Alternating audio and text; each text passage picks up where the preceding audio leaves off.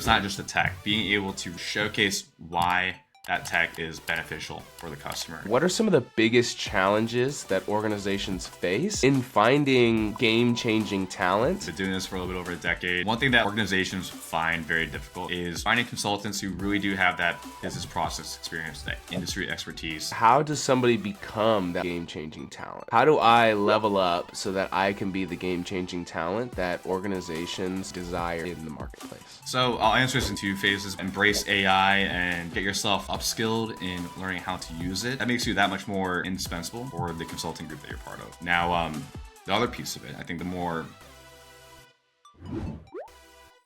Hey, welcome to this week's episode of Power Talks. My name is Griffin, the host of the Citizen Developer channel and Power Talks podcast. Today, I'm joined by special guest Sevi Poblete. Now, Sevi, I have a question for you because you're pretty involved in the recruitment space, and I think this is an interesting conversation to have. My first question are, what are some of the biggest challenges that organizations face in finding game-changing talent for their initiatives and just for their organization? Yeah, overall, that's a good question, by the way, Griffin. And been doing this for a little bit over a decade, and I think one thing that organizations find very difficult in finding game-changing talent is finding consultants who really do have that business process experience, that industry expertise. It's not just the tech, but being able to really showcase why that tech is beneficial for the customer in that sense. Those are some of the areas I think a lot of partners in particular, find it difficult to find those niche, whichever bucket you fall under for niche and niche, and finding those type of folks. And that's kind of why my industry exists, right? And being able to get those people in front of customers, partners in the ecosystem, in the channel. Yeah. So how does somebody, I guess, because my follow-up question to this is, how does somebody become that game-changing talent? How do I level up so that I can be the game-changing talent that organizations, and not even speaking from a stance of finding other organizations, but even the place I work at, that I'm very desired in the marketplace? Yeah. So I'll answer this in two phases, but I was having a conversation with a Microsoft partner the other day because I did ask that question, how, if you were to give advice to a consultant, let's say early on in their career, and they are looking for ways to make themselves more valuable. And, we always talk about AI, but what does that actually mean in the consulting world, right? But I think definitely embracing how to use AI in your day-to-day, making sure, and also being able to explain it to your customers on what the use cases are for AI, especially in the channel right now, right? We're seeing a lot of conversations and excitement about the possibilities of Copilot. You're finding that I think getting engaged with the community is another way. So that's the first part, being able to embrace AI and get yourself upskilled in learning how to use it, and then being able to translate that into how a customer can use it. Because think about it, right? If you're a consultant and you're able to share, hey, these are some use cases, and not only that, creating an actual business case for an organization to use AI and seeing the value in it, that makes you that much more, indispensable for the consulting group that you're part of. Now, the other piece of it, I think the more soft skills side, being able to, enhance your career position is, just be a sponge. I think, what you're doing with your podcast and being able to interview different guests, expand your network that way is one of the best ways, I think, especially in this community, in Microsoft Dynamics, D365, one where it's very open and embracing that community aspect. You have the opportunity to expand your network, be engaged, and just be active with it. I think the professionals who I've seen do very well in this space are just ones who are very active and engaging within either their local user group or just overall community, because it does present opportunities when you think about it, right?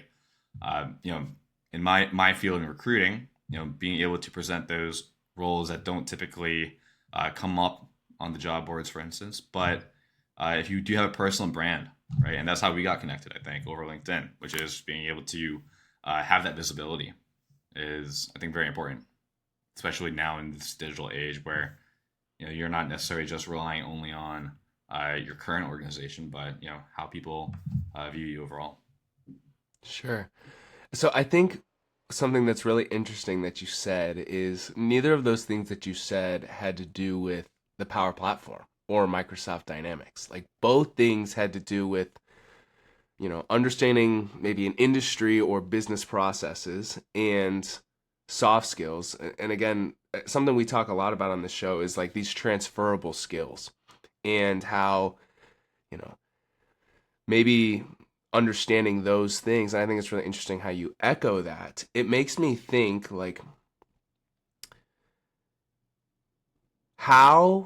so say I'm relatively green in the space and I don't have a ton of project experience and I haven't worked in a bunch of different industries, and maybe I've been on 2 projects, and they, we're in the same industry. Like, how do I practically go about getting more experience so that I can become more valuable? Because I feel like something that a lot of people feel nowadays is, hey, you need 5 years of experience for this entry level job. And it's like, okay, well, how do I get 5 years of experience for an entry level? You know what I mean? Like, how do I do that? So that's kind of like where my mind is going and thinking, okay, understand business processes, learn industries, learn soft skills. How do you start to do that if you don't necessarily have the project experience to back that up? So we're talking, let's say you're trying maybe like pivot careers and get into like an entry level role within the space, and you don't necessarily have, because it's a catch-22, right? It's like, okay, well, like I'm trying to apply for this entry level position. I don't have any portfolio experience, or rather not, right? Yeah, it is a catch-22, and depending on where you are working, let's say if you're working as a customer service representative, right, and you're working in a position that doesn't necessarily scream Power Platform or customer engagement, they might have a system, right? But how can you learn different tools, different skills, like maybe SQL or report, like being able to create reports off of that, and then almost just like, I mean, I think it does require having a conversation with your boss, like, hey, like I'm trying to like gain these different skills, but then creating projects within your current responsibilities that showcase that, hey, like I am transferring my knowledge and like using these skills to get into a different, not in a different field necessarily, but just being able to showcase that I can actually do the job. As far as, yeah, and that's what it comes down to, right? Creating a portfolio out of and just being scrappy in that way. I think that is, and I've seen people do it before. People who have gone from working as a customer service representative, but then being able to almost create more of a technical responsibility, and just like carving out their path that way and using that as a way to pivot into more of a formal consulting role. Yeah, it's pretty amazing, and that's what I like about the Microsoft Dynamics community is I speak to a lot of different candidates from day to day, and when I ask about the careers, it's typically a very different field before going into where they're doing what they're doing right now, right?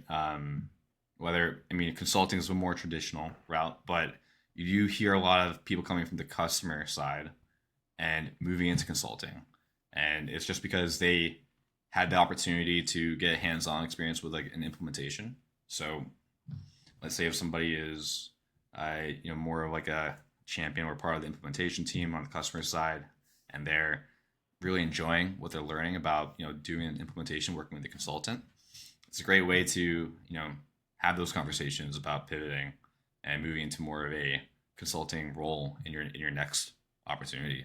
So yeah, hope that answers I love your it. question. It does. That totally Yeah. answers it. I enjoy as well. I try to tell people like you're not starting from ground zero. Yep. If you were to start a Power Platform or consulting or Microsoft Dynamics career, and that you have, even though, yeah, you haven't been, building customer service systems for 10 years. You've been in customer service for 10 years, or whatever that is. Yeah. Like, you have industry experience. You really understand more than a lot of people, like the day-to-day, the annoyances, the things that people go through when they're using a system that, has an extra click or two. So I don't know. I try to echo that and encourage that as well as 100%. my public service announcement. Yeah, and then also, I mean, shout out to TechFluent, right? That is a nonprofit that allows folks who are interested in getting into the field, check out their website. There are other reskill programs out there that allow folks who are very much interested in getting into Microsoft Dynamics, whether it's customer engagement, Business Central, F&O. I think those are other resources that you can tap into. I mean, just because from my perspective, we do have a talent shortage within the ecosystem, right? A majority of folks are either later in their career or at the beginning stages. So you don't really typically have a lot of like talent in the mid section, if that makes sense. So what the Dynamics community is doing is you're creating opportunities to create like more early talent services, right? Getting people who are. I was speaking with a Microsoft partner. Real name drop over here. You can name drop, sure, yeah. Okay. But anyways, I was speaking with another Microsoft partner, and they hire right out of college. But the idea is, you're training these people to get business experience, and then also pairing them with senior experts to help guide them and mentor them into better consultants. I think the best of breed, right, is an approach that makes a lot of sense, especially when you're thinking of building an ecosystem of talent, but also just making sure that your projects are done in a timely and also financially responsible fashion. Yeah, and maybe I'm biased because I subscribe to the young professional group, but and that is kind of my experience in out of college getting into this. Yeah, how did you get exposed to that? Yeah, so okay, real quick story time. If anybody doesn't know, I'm happy to share. So basically in my last semester of college, I was studying entrepreneurship and accountancy, and I had thought I maybe wanted to be an accountant because I liked math, but not like calculus crazy math, but I enjoyed math and doing that stuff. And pretty much in my last semester, I realized I did not want to be an accountant and that I would really not like it. And I think maybe I just had a bad professor that kind of spoiled it, but neither here nor there. Happens. Pretty crazy, but the pastor of my church at the time worked for Hitachi Solutions, the Microsoft partner that I work for now, and he was a scrum master, a completely non-technical role, completely different than what I do.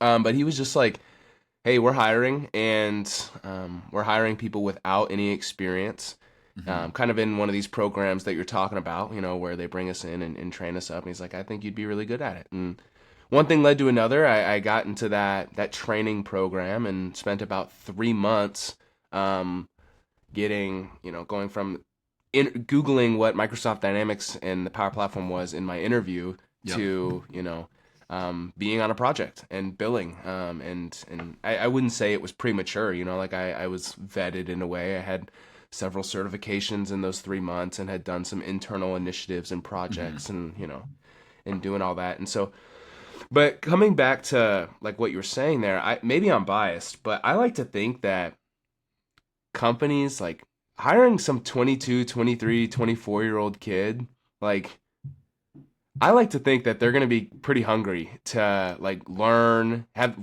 a strong ability to learn because they're, just out of college or university and, that's what they've been doing. And they have a hunger to learn and go and get it. I feel like generally, maybe the younger you are, maybe this is wrong, but like the more you can have some of that like tenacity, Yeah, a chip on your shoulder, just to kind of like prove yourself, to go and do that. Put your head down and get the reps in. Honestly, right? I think. Yeah, exactly. And also from a business perspective, obviously, same with me, I was hired on as an associate, so we were relatively cheap resources, comparatively. Like we weren't hired on as, having being senior level with 3-5 years of experience, so we were relatively cheap resources. So from a business perspective, it made sense as well. And so I don't know. I'm a big fan of it. Maybe that's just because it directly impacted me and has set up a potential career for myself and something that I really enjoy. But Maybe it had something to do with that. yeah, maybe, but I don't know. That would be my encouragement Yeah. to anybody out there. And this was like an internal initiative that somebody at my company had thought of and started, and they laid the groundwork, and it's impacted, I don't know, probably over 100 people at my company Yeah. alone, over the several years that it had happened, with that were a part of this program. And so I think it was huge and game changing. I want to ask kind of a follow up question though. Sorry, thanks for the story time, but let me be on a tangent here. But and you kind of mentioned this, like kind of that, like putting your head down and like just chip on your shoulder, grind, and like you have a mantra that you really enjoy, and that's you get out what you put into it. And I kind of wanted to just give you the floor. Why does this resonate with you? It resonates with me as well, but I want to give you the floor. Why is that so important to you? Yeah, I think because it just applies with any endeavor that you go on. And a quick story time on my side. I was pledging a fraternity back in college, and part of the process is interviewing folks in your pledge class and your fraternity, and it just kept coming up a lot. Like when I asked for advice, like, hey, like give me one piece of advice, it's like you get out of it what you put into it. And um, I just think of it. I just think of that whenever I'm thinking about, what I'm doing, where I'm directing my energy. Running this recruiting business right now, for instance, or a new hobby or picking it up. It's really any community that you throw yourself into it, you do get out of it what you put into it. I think, and it comes in many different forms, but from purpose, satisfaction in your career, and taking pride in it. I see it across the field in the channel.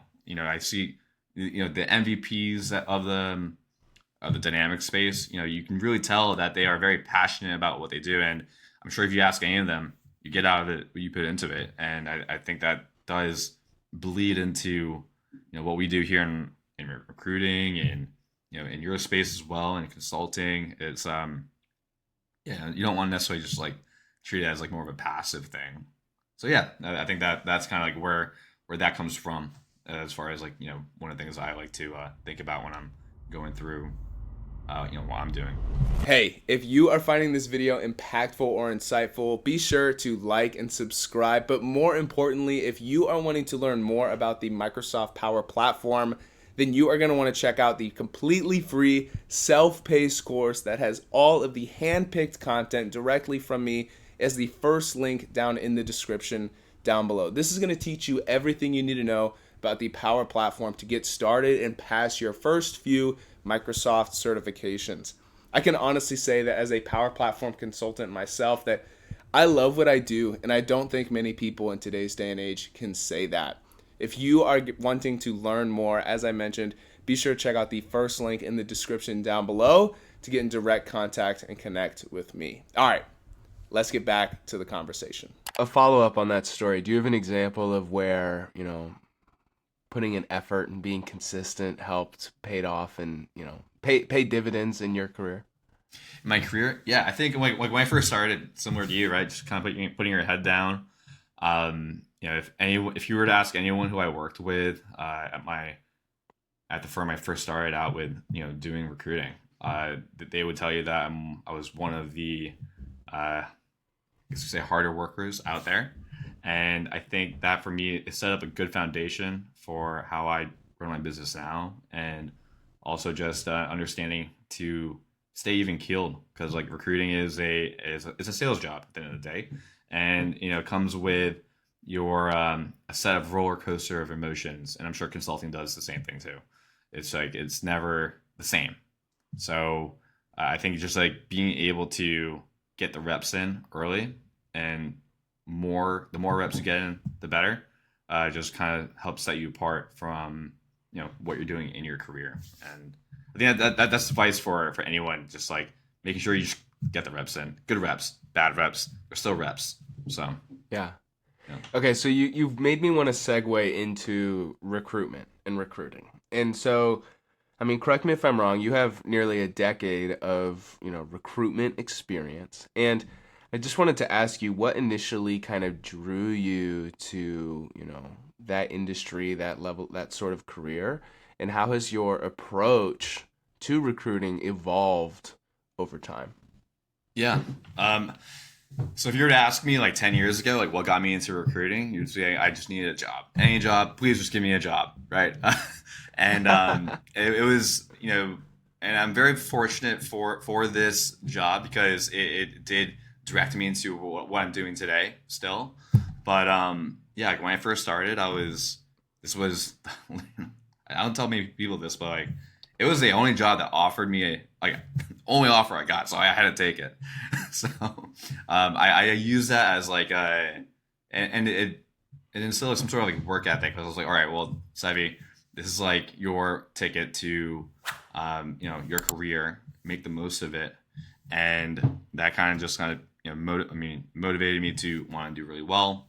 Recruiting again is like a sales gig, and I wanted to earn a lot of money on that front. Like having you literally get out of it what you put into it. Like the more placements you make, the more money you make, right? So that is kind of it is part of it at the end of the day. And I found that my recruiting style, and I was very fortunate to be surrounded by exceptional people when I first started in this career, because they helped form how I approach recruiting. At the beginning, if you were to ask me like how I came across on the phone, it came across me like a little bit too salesy, not necessarily pushy, but like a little bit too much, right? You kind of get that commission breath a bit. But over time, I've found that my style is more people describe me as like more relaxed, right? And I think I do take a long term approach when it comes to relationships. I understand that you might not be looking for a new job at this very moment, but it is important to have that touch point, to have that relationship, because you never know, right? You never know at the end of the day like what might happen. And even on the commercial side, many times like recruiting is like it's a lot of rejection at the end of the day. But I think that just being and now and how we got connected is a little more content focused. I think that it was at the beginning of my career. It's a little more on getting the reps in through like getting on the phone, talking to as many people as possible.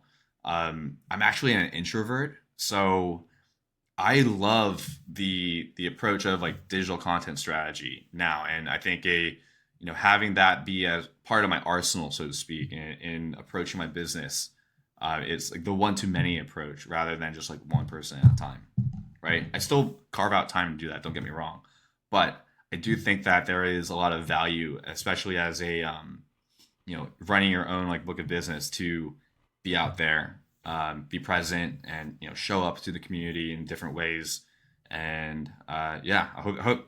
I mean, I think that answered your No, question. that was great. Yeah, yeah, That was great. How do yeah. you how do you practically make maybe people and organizations, both ends, like how do you practically make the people that you're working with feel like you have a vested interest in them, as Mhm. opposed to use the word commission breath? I think that's funny. Like Yeah. I'm trying to think because I guess I actually hadn't really thought about it, but yeah, it is sales in a way, and um, it I think sales is a really interesting and cool topic, and consulting is kind of like the stepbrother of sales. Like I'm as well trying to communicate that I have a vested interest in the companies that I'm working with and the system working well, not Mhm. just my hours and my bill rate, right? And so that's, I guess, kind of where my question is coming from. It's like how do you practically communicate that you care about the people that you're working with? Yeah, I think it just comes to like being a third party it is just like naturally not aligned to have that vested interest, right? But I was talking about this with one of my customers earlier today, and we were talking, and I straight up asked her. I was like, what kind of separates working with Sevi versus like another person. And one thing that she did really appreciate was just being available.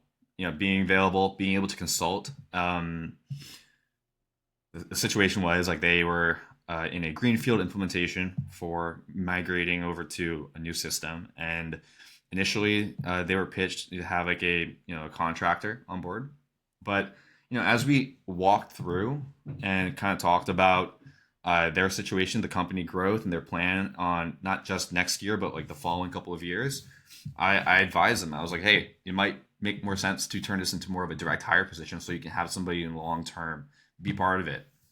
And then throughout that process, and to be candid, this was all during Thanksgiving. During Thanksgiving, 2 weeks, 2 days before Thanksgiving, and getting through the process quickly, precisely, and just being available. Right, like as soon as an email or text was sent out, respond back. It takes 2 minutes. I think that is showing that I genuinely care about their success, right? Not waiting a few days, a few business days to like get back to them, even if again Thanksgiving, right? But we made it happen and it worked out, and yeah, just like the small things, right? Doing the small things like that, like showing that you genuinely care, and I'd like to think that if you were to ask any customer that I work with, they would feel that they have like that personal vested interest for me, right? Not just like a transaction, which I know the recruiting industry has a very terrible reputation on just being a transactional way of doing business. But I like to think that I take on a few folks. I'm not trying to work with every single person, right? But the ones that do get to work with me, we have a very strong partnership. Yeah. How do you also then, a follow-up question to that, how do you also ensure like long-term success, right? And not just like, oh, I'm placing this person and 6 months later they're going to be hitting me up again because they don't actually like what they're doing or this company wasn't actually the right fit. Like, how do you ensure that long-term success as a recruiter, long-term success for the organization, long-term success for the person, the candidate, as you might call them? Yeah, absolutely. I mean, can't guarantee and ensure that like shit happens, right? It's sometimes it doesn't work out, but I want to make sure that we're doing what we can control. And what does that look like in practice? It's having a simple like feedback call between both parties. So from the the hiring side and on the candidate side, getting their feedback, understanding like, hey, if you notice that there's a gap, addressing it rather than just putting your head in the sand. I think that's like a very easy, controllable way to go about it. Um, excuse me. But I mean, I had a situation where a candidate was sharing with me that they weren't necessarily feeling comfortable, and this was probably 7 years ago. So like details are a little foggy, but yeah, I remember distinctly like the candidate just started. It was the first week, and they were telling me like, hey, I'm not really too sure about this. This might be a not the best fit. And we kind of talked about it. We did talk about it. I understood why, and I found that hey, that might be something that we can probably address. So having a call with the hiring manager and just being very transparent and direct about it, and uh, it was something that like making sure like, hey, he wasn't aware of it, and they had a pretty transparent conversation, and that person is still there today. Actually, that person is not only in that company still. That person relocated, um, got a promotion, is now head of shop floor at that company. So it's just having those transparent conversations. I think, like again, in recruiting and also in the space, it's so easy to like look outside for a grass is greener uh, situation.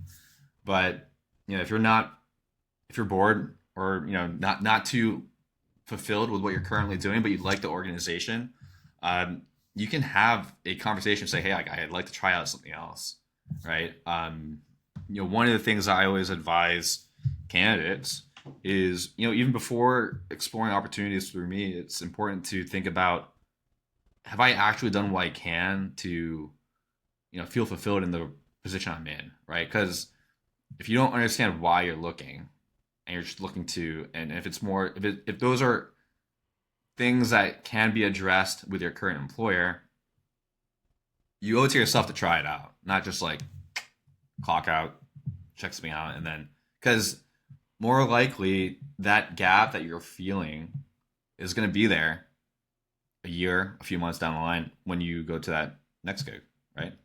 It's going to feel good at the beginning, but then, if you're not really like looking in the mirror and like saying, okay, like what can I do to actually change, more than often than not, it's probably just going to follow you to your next position. Yeah. Man, what kind of another final question on this, a little bit different one, but like what what kind of trends have you noticed in like hiring trends in the Microsoft Dynamics and Power Platform, or maybe even just larger tech space in general? Like what what are things that I should, as a potential candidate or just as an employee, as someone who works in the space, like what's something that I should be aware of trends of what organizations are looking for, how things are kind of shifting and Mm-hmm. things there? Yeah, I think from a hiring perspective, there's definitely been this mantra of like, do more with less. So when organizations are looking at growing and scaling, they're not necessarily trying to like I think gone are the days of like trying to grow a company into like a 500-person company. It's more just like being efficient with like what you have. So that's why I think from a hiring point of view. On the candidate side, as far as like the trends go, I mean, I know return to office isn't necessarily a sexy topic, but I think we're going back to more of like a hybrid model, more or less, right? Just trying to keep, I don't say keep employees at bay, but just being able to have that office culture back in practice. Like I'm seeing a lot more tech companies wanting their employees to go back to the office.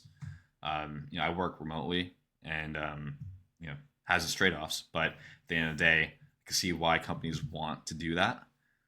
From a skill set perspective, I may have echoed this earlier, but I do believe that if you are training yourself to become, I mean, I'm also doing it myself. Like I'm investing in boot camps to get more efficient with like how to use different AI tools. I think that's always gonna put you ahead.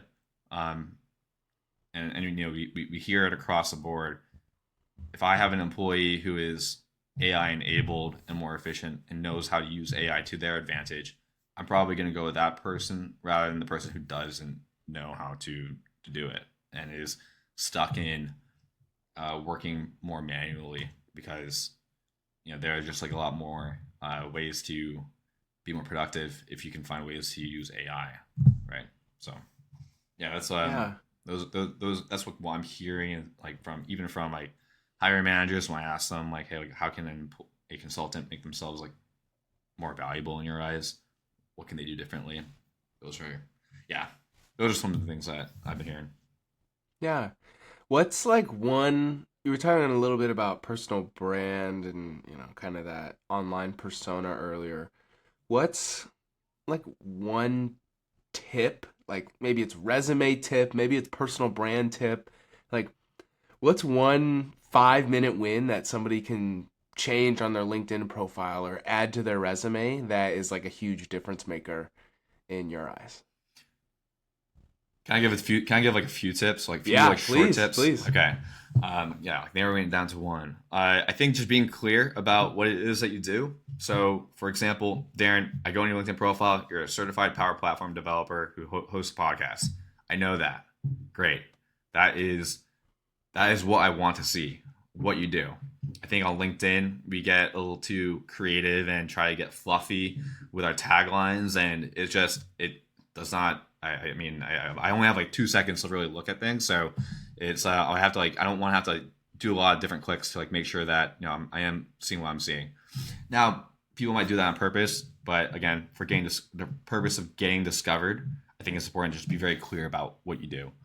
Um, Another one, I think, from a personal brand perspective, uh, if you're trying to either grow a bit, yeah, again, different purposes. Like on my side, I think just being active on LinkedIn it does have benefits, right? Makes folks, that's again how we got connected, just being able to interact that way. Um, other tips for a candidate to. Yeah, so I do a little bit of volunteer work with TechFluent, and what I'm going over with the folks, the learners who are there, I'm encouraging them to put themselves out there on LinkedIn because it accomplishes a few things, right? It gives them visibility to the channel. And again, this is more of like a long term play, not necessarily, you don't think like, hey, that one post is going to get me a job. I don't think it works that way. But what it does, and I tell folks this, is like, it does build some sort of level of trust, right? You're not another LinkedIn connection request. And we were talking about this behind the scenes, right? Like, we're actually having conversations, right? We're not just a name on the screen at that point. We are somebody who has something to talk about, which I think is pretty cool because then it leads to events, in-person events, and we can then, like, just from posting on LinkedIn, I've had people approach me and talk to me about, hey, I've seen your stuff on LinkedIn. Literally something as simple as that.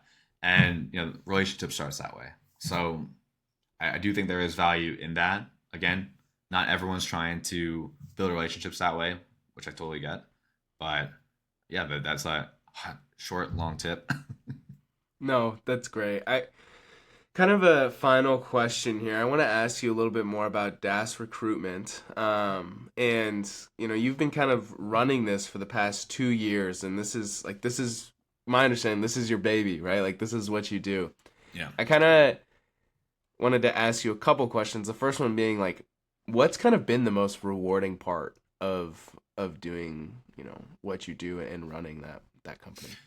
Yeah. So it's interesting because I come from I worked at a large staffing firm that had a built out brand before that, and running a smaller firm, I think has its learning challenges, but then, like, you learn and adapt, and it's forced me to put myself out there more. I think and what people, at least hopefully, appreciate, is like, you're getting Sevi, and you're working with Sevi, and there's a little bit of imposter syndrome that comes with it, right? Like, hey, like, we're doing this, competing against, like, other firms out there, and I know other boutique partners probably feel a little bit of that when they first started out too, building their own book of business. But yeah, it's been gratifying, and just having that opportunity to build something from the ground up, right? Just there is like and for me right now, right, that's kind of where I'm getting a lot of satisfaction, and also working with amazing partners and customers and candidates as well. It's been very, very gratifying. Yeah, what's a memorable challenge that you have faced in the past 2 years? Memorable challenge that I've faced within the past 2 years. Ooh, where can I start? I guess I'm thinking memorable challenge that I faced within the past few It can years. even it could Yeah, even be like on the entrepreneurship side of things. yeah, Like, it doesn't even have to be recruitment, but I yeah. just No, you know. that's a good point, right? So I attended my first summit event a few months ago. It was my first time going to the community, and I went by myself, right? It was just something that, for me, like, as an introvert, just being able to go into more of a like one of those, like, expos. It's like, wow, there's like a lot going on over here. And I remember leading into it, I was like, all right, what who's like, what's Savvy gonna do, right? It's like, you're just kind of like this one person showing up, and I had a few conversations with different folks in the community, and I met other folks kind of doing something similar to myself as well, which I thought was amazing, because it's nice to know that there are other people out there who are experiencing something similar. But I definitely felt very much outside my comfort zone, just going into something like that, and but came away from it, with a lot of different new relationships, and I think I'm definitely going to go back this year as well. But being able to just, like, put yourself out there, just kind of go into it, and enjoy it. Enjoy the process. Really, it's all part of it, and just trusting the process, as cliche as that sounds. Yeah.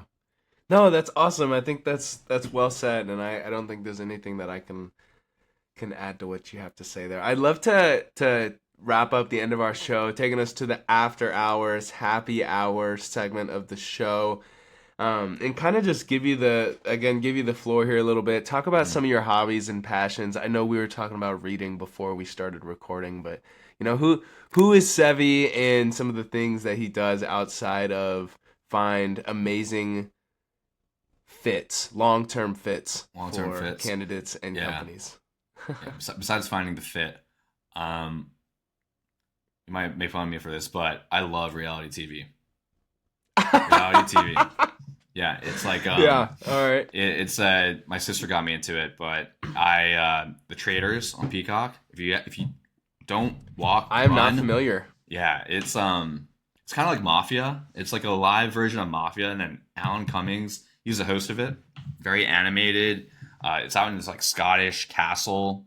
The premise of it is very engaging and fun, and if you sit down and watch a few episodes, you're going to be like, okay, I can see why people like this. So, been watching The Traders, Deal or No Deal Island, which I think is pretty cool. It's a cool concept. You get a lot of like Survivor contestants in there as well. So yeah, if you like watch Survivor, The Challenge, or Housewives on Bravo, it's a pretty fun show because they get all these people coming in and competing for the grand prize. Outside of reality TV, what else do I do? Yeah, I think.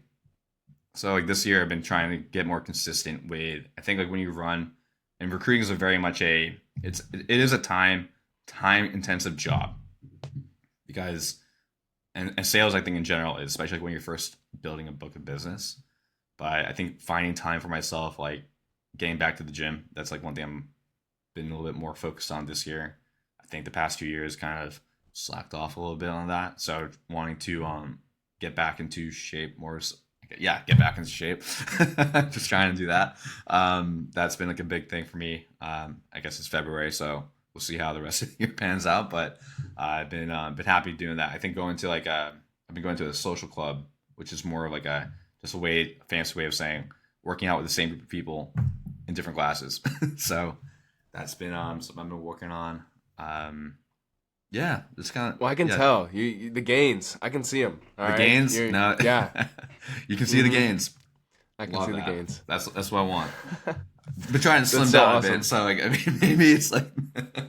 Yeah, I normally try to work out in the mornings as well, but today I did not. So I'm actually going this evening once we're done recording, and I'm dreading it. I'm already hungry, ready for dinner. And now I have to go work out. So it's, Valentine's Day. Gotta get the pump in before I guess Yeah. Valentine's Day. Okay. Yeah. Who knows? All right. Yes, that is right. We are. Yes. For anybody wondering, we are recording this on Valentine's Day. So thank you for hanging out with me, Sevi. You're been a super fun guest, and I just enjoy picking people's brains, and yours included. I think you have a lot of great expertise. If people were listening to this conversation and were positively impacted or wanted to connect with you in some way, what would be the best way to get in contact with you? Yeah, I think LinkedIn at this point is pretty good. Sevi Poblete. I've got DASS Recruitment. Once again, just feel free to connect with me, ping me a message. More than happy to talk shop or anything really. It's I'm pretty active on there. So yeah, I would say that's probably the best way to get in touch. Sweet. Yeah, thanks again for everything you've shared, and thank you to you for sticking to the end of the video. My name is Griffin Lickfeld, the host of the Citizen Developer channel and Power Talks podcast, and I'm excited to connect with you in the next one.